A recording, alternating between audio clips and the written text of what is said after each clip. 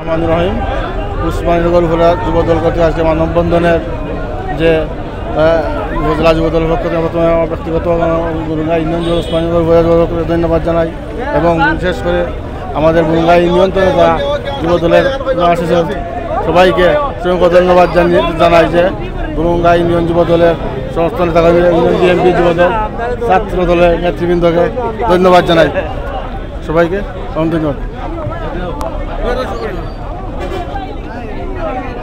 আলহামদুলিল্লাহ, আজকে আমাদের বুরুঙ্গা ইউনিয়ন থেকে ছাত্রদল, যুবদল, বিএমপি, স্বেচ্ছাসেবক দল, সমস্ত বিএমপিবাসী যারা ইলিয়াস আলীর সমর্থিত, ইলিয়াস আলীর প্রাণের স্পন্দন, সবাই আজকে আমরা একত্রিত হতে পেরেছি।